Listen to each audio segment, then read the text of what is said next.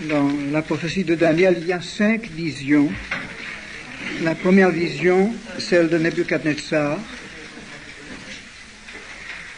et les 4 suivantes, vision de Daniel lui-même. Et ce soir, nous étudions la vision de Nebuchadnezzar.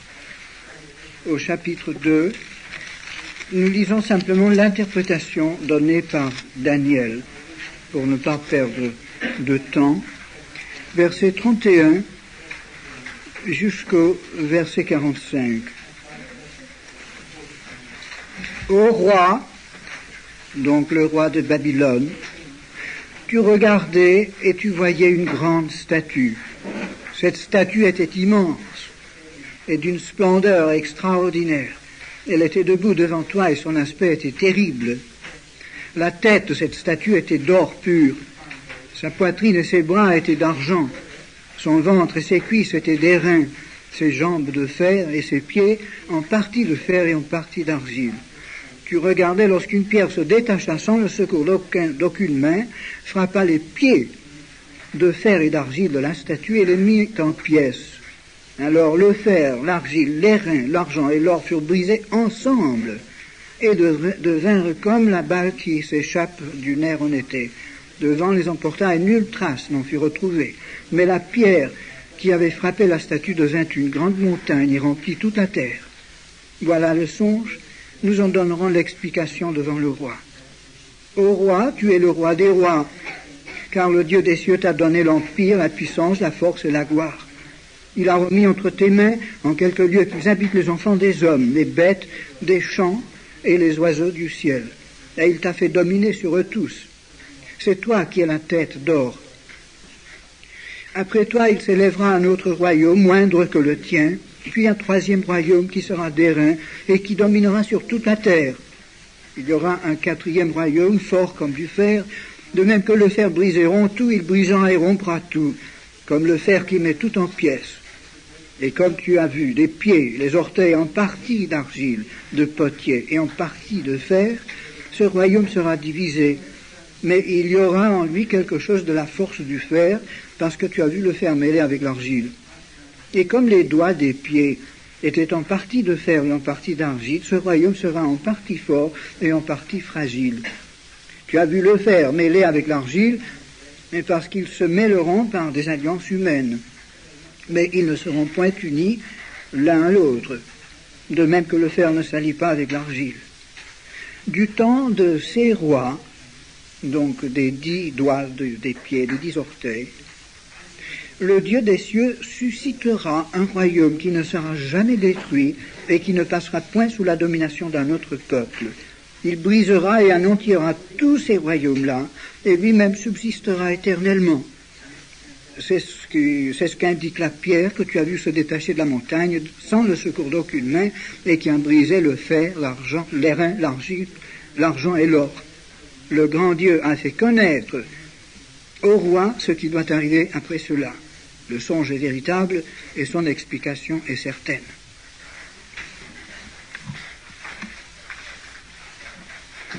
Est-ce que tous les interprètes de la Bible sont d'accord pour au moins la première partie de l'explication de cette vision? D'ailleurs, le prophète Daniel nous dit lui-même l'explication. Il dit que la tête de cette statue, c'est le roi de Babylone, c'était Nebuchadnezzar, et son empire chaldéen. J'ai mis sur le tableau ici un dessin qui représente justement la statue, la tête, l'empire babylonien qui a commencé en l'année 625 avant Jésus-Christ et qui a conquis Jérusalem la première fois en l'année 605 et qui a également détruit l'empire égyptien en cette année-là. Mais le roi Nabopolassar, le père de Nebuchadnezzar, qui était chaldéen, s'est emparé de Babylone en 625 avant Jésus-Christ et a fondé l'empire néo-babylonien sous l'égide du peuple chaldéen. Et cet empire a duré jusqu'à 539 avant Jésus-Christ, donc même pas 100 ans. Et cet empire a été détruit, a été conquis par Cyrus le Persan. qui a établi le royaume médo-perse, ou médo-persan, qui a duré jusqu'à l'époque d'Alexandre le Grand, qui en 331 a conquis Babylone, a mis fin à l'empire persan également, et il a établi un immense empire qui passait depuis l'Adriatique jusqu'en Inde. Et son empire finalement a été conquis par les Romains. Son empire s'est divisé en 4, comme nous allons voir dans le chapitre 7 de Daniel, mais les restes de son empire ont continué jusqu'à ce que Rome fasse la conquête de la Grèce et jusqu'à ce qu'Israël fasse une alliance avec Rome. Cette alliance a été faite en l'année 161 avant Jésus-Christ par Judas Maccabée. Alliance d'Israël avec Rome. Avant que Rome ne fasse la conquête de la Syrie et de l'Égypte. Et l'Empire romain a continué évidemment jusqu'à la conquête musulmane, la conquête arabe, mais la prophétie semble être interrompue au moment de la crucifixion de Jésus-Christ, parce que le peuple d'Israël en ce moment-là a renié le Messie, le Fils de Dieu, et a cessé en quelque sorte d'être le peuple de Dieu. Dieu n'a pas rompu son alliance avec Abraham, Dieu a promis de réintégrer Israël dans son plan, mais Dieu ne pouvait plus considérer Israël comme son instrument dans ce monde. Et Dieu a transmis la voie de la prophétie en quelque sorte à l'Église pour faire le travail qu'Israël n'a pas fait. Et en lisant ce passage que nous allons revoir tout à l'heure, nous verrons que le prophète nous dit que cette quatrième partie de la statue, les jambes de fer qui représentent l'Empire romain, avait des pieds et des orteils qui n'étaient plus faits de fer simplement, mais de fer mêlé avec de l'argile, de potier. Et il y a une différence entre les pieds et les jambes. Évidemment, Daniel, qui voyait cela de loin, prophétiquement, il le voyait comme une seule statue. Il ne pouvait pas prévoir une sorte d'interruption dans l'accomplissement de la prophétie. Mais cette interruption était occasionnée par le rejet du Messie. Et Dieu, pour ainsi dire, a laissé tomber tout ce qui concernait Israël, jusqu'à ce qu'Israël soit de nouveau dans son pays, et de nouveau en temple, et finalement se repente et accepte le Messie à son retour. Et il paraît que nous sommes très proches de cette époque-là. Mais comme dans presque toutes les visions des prophètes de l'Ancien Testament, le prophète voyait au travers d'une crise contemporaine et de circonstances locales, il voyait comme au travers d'une loupe les temps de la fin. C'est une caractéristique de presque toutes les visions et les prophéties dans la Bible. Et il y a souvent un accomplissement immédiat qui est une sorte de symbole, d'image de l'accomplissement final. Cela, c'est typique dans la Bible. Nous retrouvons ce phénomène répétitivement dans la Bible. Par exemple, lorsque Nebuchadnezzar a fait la conquête du Moyen-Orient et est passé en Égypte, vous pouvez lire cela dans les derniers chapitres de Jérémie, lorsqu'il a fait la conquête de l'Égypte, Jérémie disait que c'est le jour de l'Éternel sur l'Égypte. Pour l'Égypte, à cette époque-là, c'était le jour de l'Éternel, comme si c'était la fin du monde. Et je pense que quelquefois, les prophètes s'attendaient à ce que ce soit vraiment la fin du monde à cette époque-là. La destruction de Jérusalem par Nebuchadnezzar semblait être aussi la fin du monde pour les prophètes, pour Jérémie et pour les autres. Mais Dieu leur a tout de même donné certaines indications que ce n'était pas encore la fin. C'était presque la fin. Et lorsque Jean écrivait l'Apocalypse, quand il parlait de ces 7 têtes de la bête qu'il voyait, qui étaient 5 rois qui étaient déjà tombés, avec un 6e roi qui était encore vivant alors que lui écrivait cette vision, alors qu'il y aurait encore un 7e roi qui durerait peu de temps, il prévoyait, inspiré de Dieu, un 8e roi qui n'est autre que la bête personnifiée dans l'Antichrist. Et pourtant, 2000 ans se sont écoulés presque depuis la vision de Jean. Il y a donc, vous voyez, voilà un peu ce qui arrivait dans l'esprit de ces prophètes de Dieu. Dieu voulait surtout avertir son peuple de la fin du siècle et même de la fin du monde et de son royaume final. Dieu éduquait son peuple pour cette vision extraordinaire d'un moment où un univers appartiendrait uniquement à Dieu et serait gouverné par la justice complète. Et cela n'était possible que quand viendrait le Messie qui résoudrait le problème du péché de l'humanité et qui écraserait la tête du serpent. Donc tous les prophètes attendaient le Messie. D'une manière ou d'une autre, ils l'attendaient. Moïse l'attendait, Abraham l'attendait, David l'attendait, Ésaïe, Jérémie, les autres attendaient le Messie.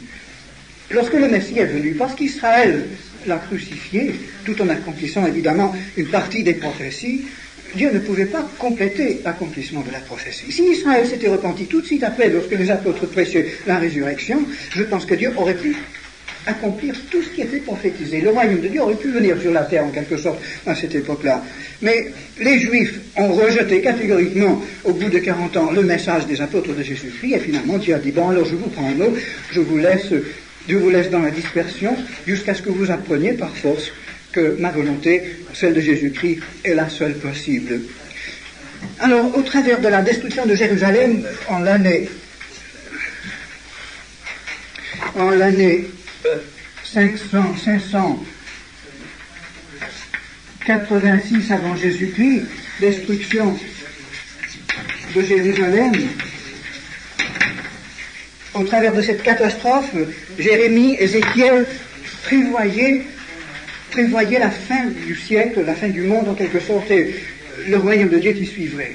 Ils savaient que tout ce système diabolique de ce monde devait disparaître, et que le seul qui pouvait faire disparaître cela, c'était le Christ, le Messie qu'on attendait.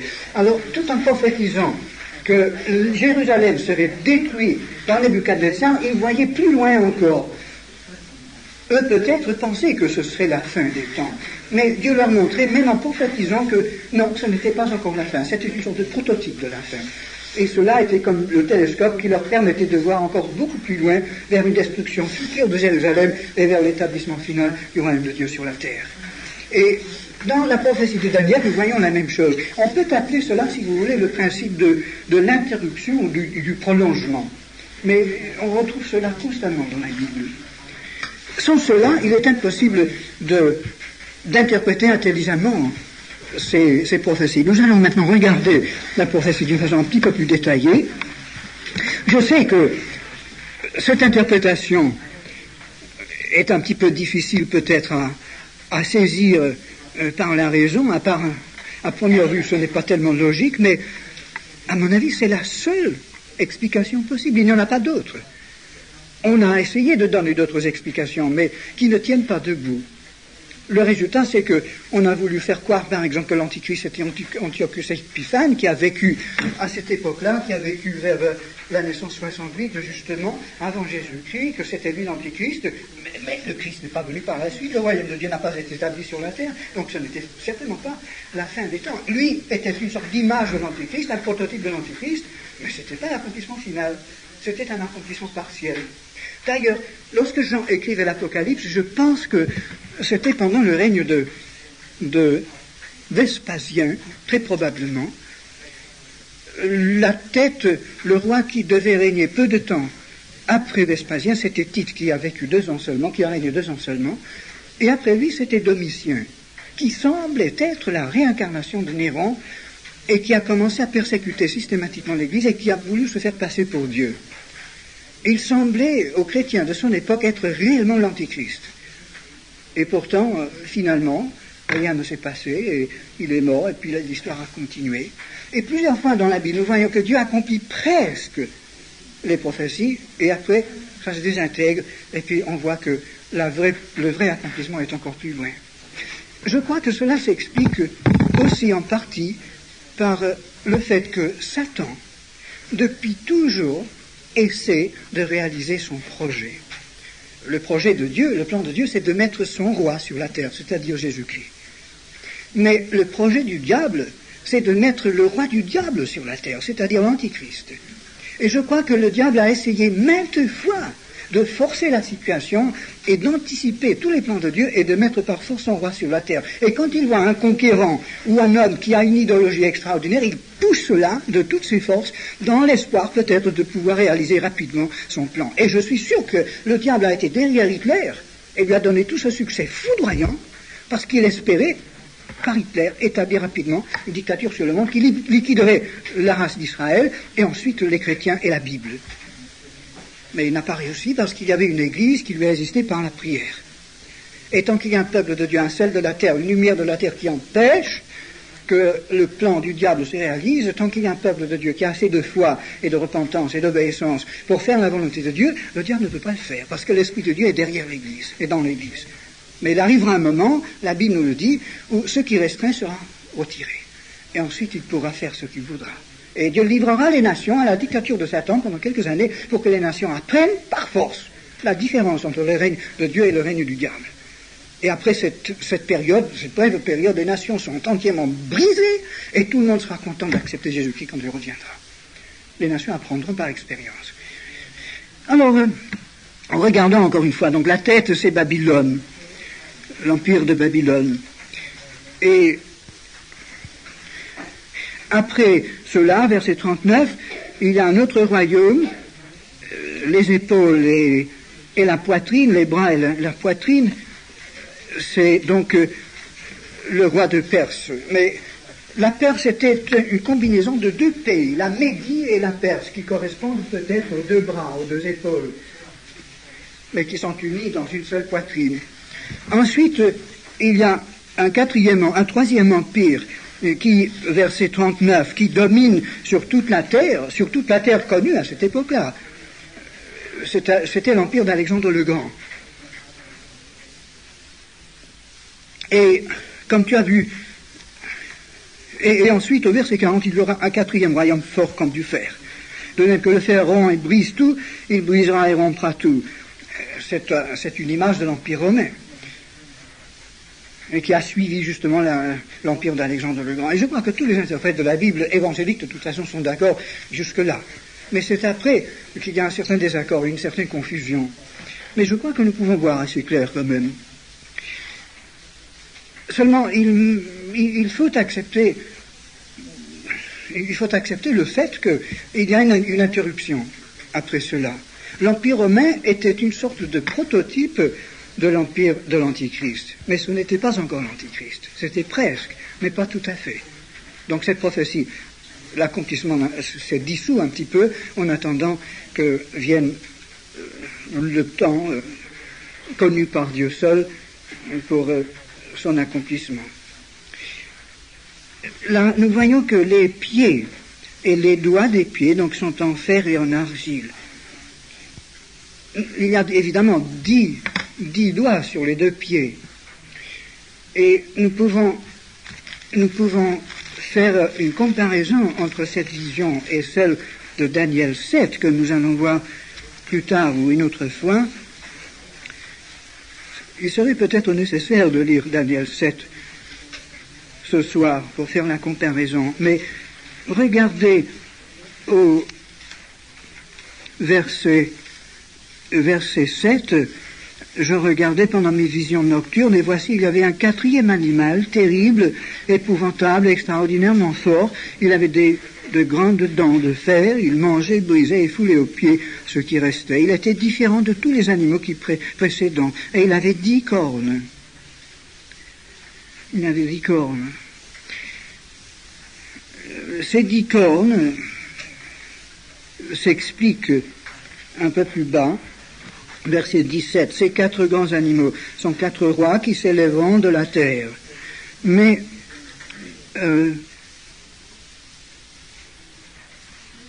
verset 23,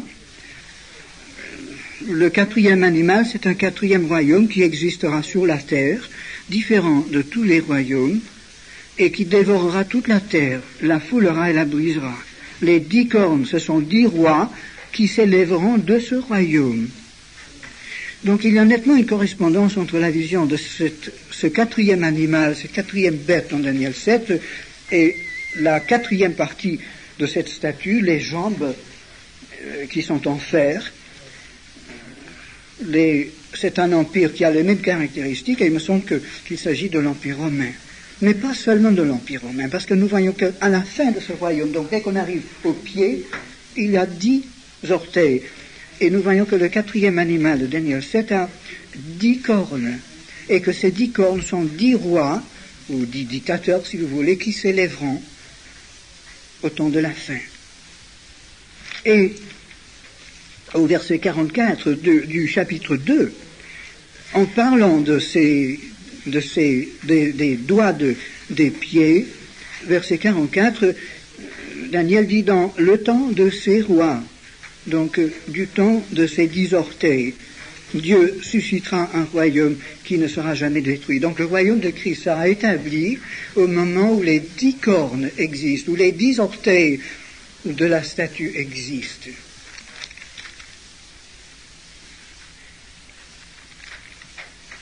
Maintenant, si les jambes sont donc l'Empire romain, et c'est indiscutable, les orteils et les pieds sortent des jambes. Donc ces 10 rois sortent de l'Empire romain. Cela aussi c'est indiscutable. Tous les interprètes de la Bible, je crois, sont d'accord là-dessus. Et si le 4e animal représente l'Empire romain, eh bien les 10 cornes sortent de l'Empire romain également. Il y a une correspondance entre les deux visions. Il faut donc s'attendre à ce qu'un jour 10 pays, 10 dictateurs sortent ensemble, en alliance, de ce qu'était autrefois l'Empire romain. Dès qu'on verra une fédération de 10 États de cette sorte, on pourra se dire, c'est peut-être, même très probablement, le moment où l'Antichrist apparaîtra et où le Christ ensuite viendra pour établir son royaume. Bon, alors je crois que nous n'avons plus besoin de revoir ce tableau de la statue. Moi, j'ai coupé les pieds de ce pauvre bonhomme, simplement pour montrer qu'il y a une interruption, mais c'est plutôt une prolongation, n'est-ce pas? Seulement, c'est une prolongation qui ne compte pas dans les prophéties d'Israël, puisqu'Israël est mis de côté en tant que nation pendant cette période.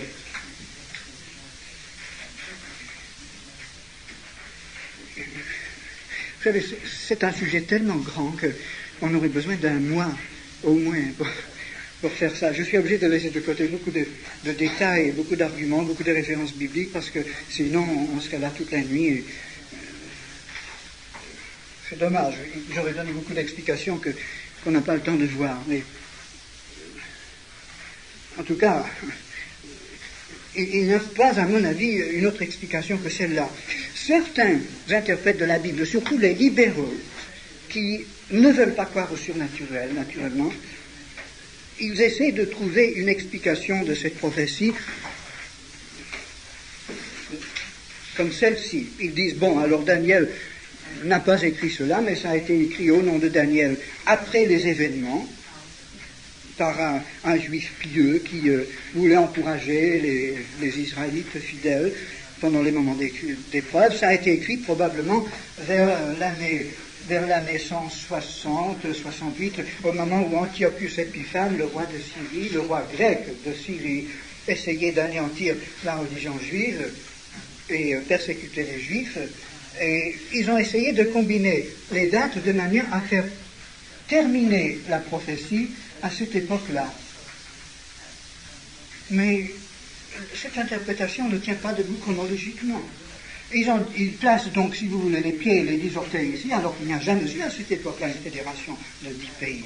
D'ailleurs, il n'y a jamais eu dans toute l'histoire de l'Europe, depuis que l'Empire romain existe, depuis le commencement de l'Empire romain jusqu'à nos jours, il n'y a jamais eu une fédération de 10 pays.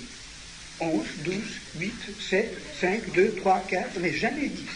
Vous pouvez vous-même vérifier en étudiant l'histoire. Bizarre, cela. Ils essaient de prouver les libéraux essaient de prouver que les grandes persécutions du temps d'Antiochus Épiphane, c'était la période d'Antichrist, et que, enfin, toutes les prophéties de Daniel finissent à cette époque-là, vers l'année 160, avant Jésus-Christ. Évidemment, c'est une explication qui discrédite l'inspiration de la Bible, je crois que nous n'avons pas besoin de nous arrêter là-dessus. D'autres personnes, en comparant cela avec les prophéties de ce qu'on appelle les 70 semaines de Daniel dans le chapitre 9, essaient de démontrer que tout cela a fini en l'année 30 lorsque Jésus-Christ a été crucifié, et que les 3 ans et demi du ministère de Jésus étaient le commencement de la dernière partie de la 70e semaine de Daniel, et que la deuxième partie, le règne de l'Antichrist, c'était la guerre des Juifs entre l'année 66 et 70 de notre ère, lorsque Tite et Vespasien ont fait la guerre aux Juifs et ont détruit Jérusalem. Mais le royaume de Dieu n'est pas venu sur la terre après cela. Et pourquoi ce décalage entre l'année 30 et l'année 66 de notre ère? Mais ces interprétations ne tiennent pas debout. La seule explication valable, à mon avis, c'est celle-ci. Il faut dire que si les Juifs s'étaient repentis de leurs péchés, eh bien tout se serait réalisé rapidement, mais les Juifs ont rejeté le Messie. Alors Dieu, que pouvait-il faire pour les Juifs? Il attend qu'Israël se repente. Dès qu'Israël se retournera vers Dieu, dès que le figuier commencera à pousser, que la branche deviendra tendre, dès que la conscience d'Israël commence à devenir sensible, eh bien Dieu pourra recommencer. Et effectivement, le figuier pousse ses feuilles aujourd'hui, et la branche devient tendre. Il y a pas mal de Juifs qui se convertissent dans le monde aujourd'hui. Alors, il y a une centaine d'années, c'était inconcevable. Les Juifs, pour ainsi dire, ne se convertissaient pas. Le Juif, aujourd'hui, est prêt à lire le Nouveau Testament. Alors que jusqu'à nos jours, le Juif, même en passant devant une église chrétienne, crachait par terre. S'il entendait le nom de Jésus, il crachait par terre. On enseignait aux petits Juifs que Jésus était un sorcier. Mais le Juif change d'attitude envers le Christ. Il n'est pas encore converti, loin de là. Mais il y a quand même un adoucissement dans son attitude. Et nous voyons par le retour d'Israël dans son ancien pays que les prophéties donc s'accomplissent. Mais ce qui est intéressant, c'est que c'est au moment où ces rois existent que Dieu, regardez au verset 44, que Dieu établit le royaume de Jésus-Christ. Et ce qui est intéressant, c'est que toute la statue est brisée en même temps. Donc dans un certain sens, l'or, l'argent, l'airain et le fer, plus l'argile et le fer, coexistent au temps de la fin. Moi, je ne sais pas trop expliquer cela, parce que ces autres empires sont disparus depuis longtemps, mais nous allons voir tout à l'heure dans le chapitre 7 quelque chose qui jettera peut-être une certaine lumière là-dessus. Mais la pierre qui vient de la montagne, qui est Jésus-Christ, frappe les pieds et tout s'écroule. Tout le système mondial s'écroule au retour de Christ. Et la pierre remplit la terre, devient une montagne qui remplit la terre. Le royaume de Dieu s'établit. Mais la pierre frappe les pieds et les orteils. Donc la dernière phase. Alors, une fois, comme cette vision de Daniel est la première dans la Bible qui nous donne une sorte d'enseignement systématique de l'histoire des nations qui dominaient sur Babylone et sur Jérusalem, sur ces deux villes, la ville de Satan et la ville de Dieu. De même, nous prenons, je crois, ce passage comme, si vous voulez, la clé ou le fondement pour interpréter toutes les visions qui suivent, y inclut l'Apocalypse dans le Nouveau Testament, par exemple. Tout est bâti sur Daniel et sur cette vision. Si nous comprenons cette première vision, nous pouvons comprendre mieux les autres. Alors passons maintenant à Daniel chapitre 7. Évidemment, je galope, je laisse de côté des quantités de détails. Verset 2. Je regardais pendant ma vision nocturne, et voici les 4 vents des cieux firent irruption sur la grande mer.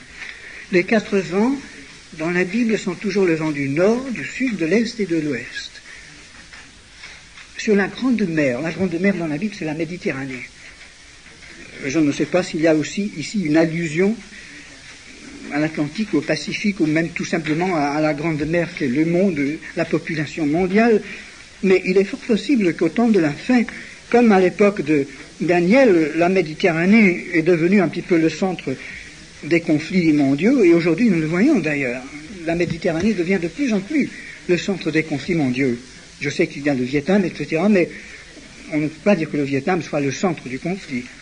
Nous voyons qu'Israël et tout le problème du monde arabe, avec le pétrole et tout cela, contigu avec l'Europe, eh bien, tout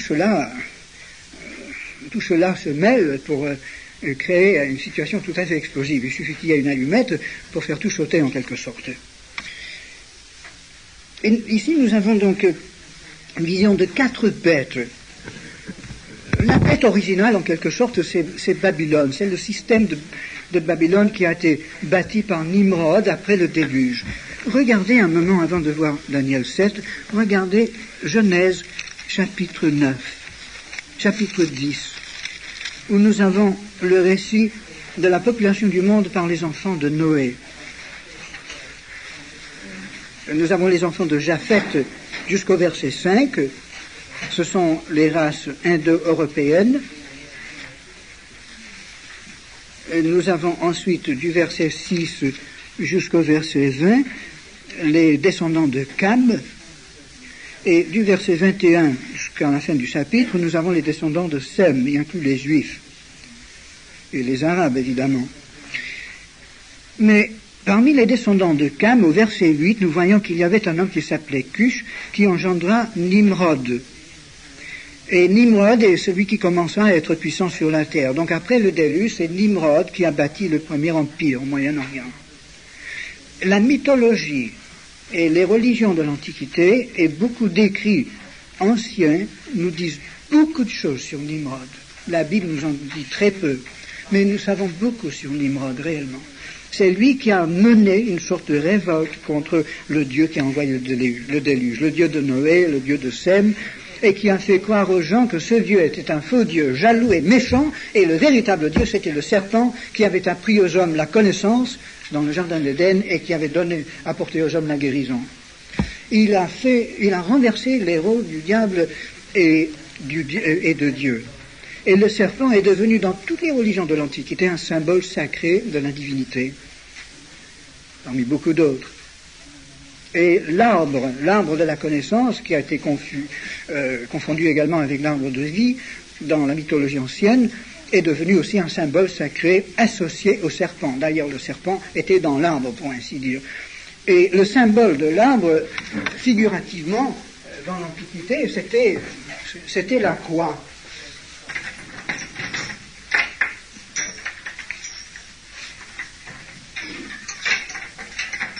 La croix était donc un symbole sacré dans l'Antiquité, un symbole de l'arbre, mais aussi un symbole de la fertilité. Et pour les Juifs, tout cela, c'était néfaste, c'était abominable. Ça sortait du puits. Il ne fallait pas y toucher. Et c'est peut-être symbolique que le Christ a été mis à mort sur l'arbre. C'est pour cela que dans la loi de Moïse, il a été dit « Maudit soit celui qui est pendu sur un arbre ». Jésus a été sacrifié, pour ainsi dire, sur l'autel du diable, un peu. Et les premiers chrétiens n'adoraient pas la croix. Pour eux, la croix, c'était tout ce qui était plus épouvantable et terrifiant. Après, les chrétiens vénèrent la croix et finissent finalement par l'adorer, en quelque sorte. Alors que la croix, c'était l'instrument de torture qui a mis à mort le Christ, la torture infligée au Christ par le diable, en quelque sorte. En tout cas, toute la religion idolâtre et polythéiste de l'Antiquité est sortie de chez Nimrod. Nous lisons dans ce même chapitre, verset 10, il régna d'abord sur Babel. Babel, c'est Babylone, c'est le même mot, c'est la même ville. Babel, c'est les Juifs, les Hébreux l'appelaient Babel, qui signifie en hébreu confusion, mais les mêmes lettres, la même racine, avec les voyelles changées, signifie la porte de Dieu. Les Acadiens, d'autrefois, l'appelaient Bab Ilou, c'est-à-dire la porte de Dieu. Et en langue grecque, on disait Babylone. Babylone, c'est la forme grecque de l'acadien Babylou, qui était le nom original de cette ville. Mais les Juifs refusaient de l'appeler la porte de Dieu. Ils gardaient les mêmes consonnes, mais ils l'appelaient Babel, qui signifie la confusion. Pour nous, c'est la confusion. Mais pour les disciples du diable, c'était la porte de Dieu. Et c'est Nimrod qui a bâti Babel, qui a bâti Babylone. Et le premier empire a été basé sur Babel, sur Babylone. Et de là, au verset 12, nous lisons qu'il est parti et il a fondé la ville de Ninive. Au verset 12, c'est la grande ville. Le mot Ninive veut dire littéralement la ville de Nimrod, parce que dans l'Antiquité, Nimrod était appelé à la fois Nimrod et aussi Ninus. C'était un autre nom de Nimrod. Et Ninive, c'est la ville de Ninus. Donc il a fondé à la fois Babylone et Ninive, les deux villes qui finalement ont détruit Jérusalem et Samarie. La Syrie, Ninive, a emmené en captivité les 10 tribus du nord d'Israël, et c'est Babylone qui a enlevé en captivité les 2 tribus du sud, de Benjamin et Juda. Et pour les prophètes, ça c'était la catastrophe la plus terrible qu'on puisse imaginer. Si une autre nation avait fait la conquête de Jérusalem, par exemple, ça n'aurait pas été si terrible. Mais que Babylone et que Ninive prennent le dessus sur le peuple de Dieu et détruisent leur sanctuaire et ravagent le pays, emportent le pays, le peuple en captivité, pour eux c'était comme si le diable avait gagné toute la victoire sur Dieu. Mais les prophètes voyaient derrière ces catastrophes, une catastrophe encore plus terrible, éventuelle, qui serait globale sur la face de toute la terre, mais qui obligerait Dieu à intervenir pour établir finalement son autorité. Et tous les prophètes souhaitaient l'avènement de ce jour. Ils l'appelaient le jour de l'Éternel. Et en attendant, il y avait des jours de l'Éternel en petit, si vous voulez, localement, mais qui étaient des prototypes du jour de l'Éternel final que tout le monde attendait, que tous les prophètes attendaient, et qui résoudrait les problèmes du monde.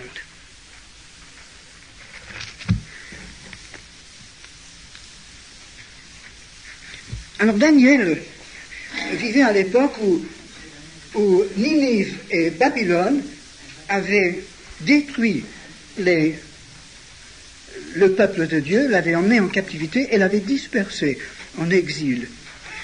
Daniel a été obligé d'accepter le fait que le peuple de Dieu était en captivité et dispersé, et divorcé de son pays, divorcé de son sanctuaire, sans temple, sans autel, sans sacrificature, sans pardon de son péché en quelque sorte, et incapable de mettre en pratique intégralement toute la loi de Moïse, parce que physiquement c'était impossible dans la dispersion. On ne pouvait pas monter à Jérusalem pour les fêtes, par exemple, de 3 fois l'année. On ne pouvait pas apporter au temple la dîme, c'était pas possible, il n'y avait pas de temple, il n'y avait pas de dîme récoltée des terres d'Israël.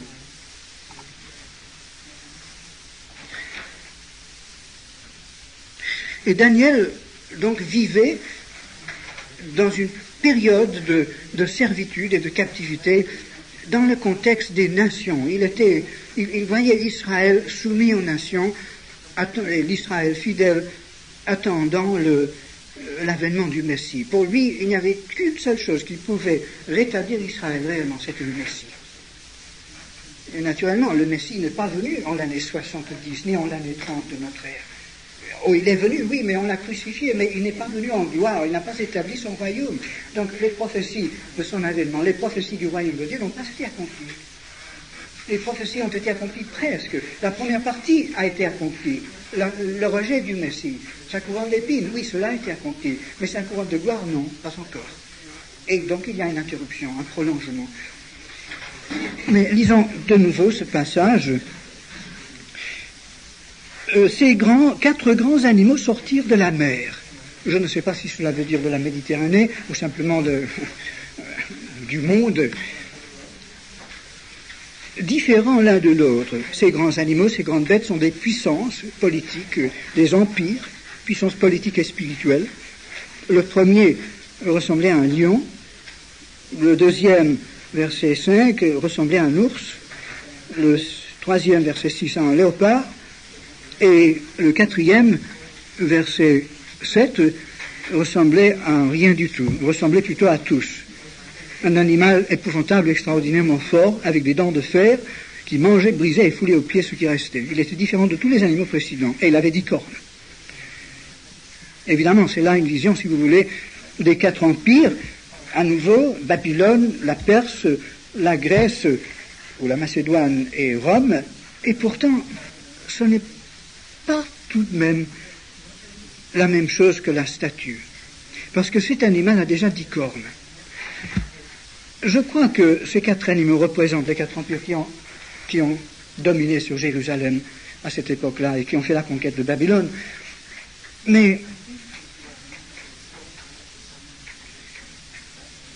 je crois qu'il est fort possible que ce passage fasse allusion également à 4 grandes puissances qui vont surgir au temps de la fin, comme suite à l'irruption des 4 vents sur la Grande Mer, une puissance septentrionale, une puissance méridionale, une puissance orientale et une puissance occidentale.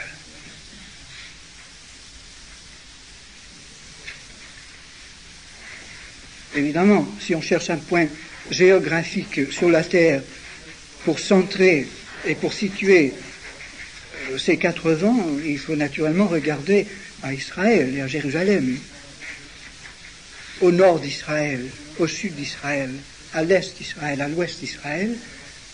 Est-ce qu'il ne faut pas chercher à voir dans les derniers jours quatre grands blocs politiques, quatre puissances qui font irruption sur la Grande Mer? Je ne sais pas ce que ça veut dire, mais regardez maintenant, avant de revenir à Daniel 7, regardez dans l'Apocalypse 7.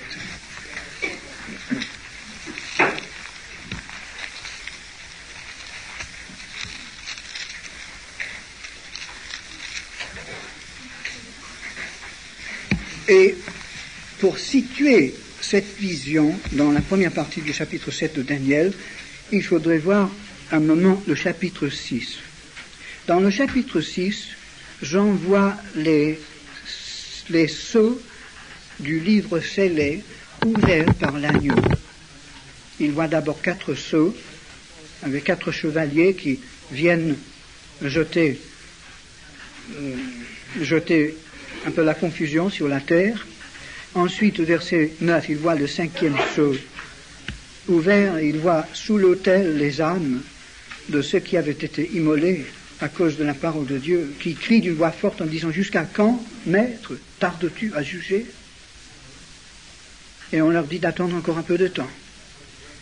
Il me semble que le cri de tous les martyrs vers la fin du siècle monte vers Dieu en disant « Seigneur, combien longtemps vas-tu permettre que tes saints soient martyrisés? Quand est-ce que tu ouvriras les portes des camps de concentration en Sibérie? Quand est-ce que tu briseras les barres des fenêtres dans les prisons en Russie, en Chine? Quand est-ce que tu libéreras ton peuple dans le monde entier? » Et Dieu leur dit d'attendre encore un petit peu de temps. Et puis au chapitre 6 toujours et au verset 12, nous avons le 6e sceau ouvert, et il y a un tremblement de terre, le soleil devient noir, et le ciel se retire, l'atmosphère se retire en quelque sorte, et les montagnes sont ébranlées, et le roi de la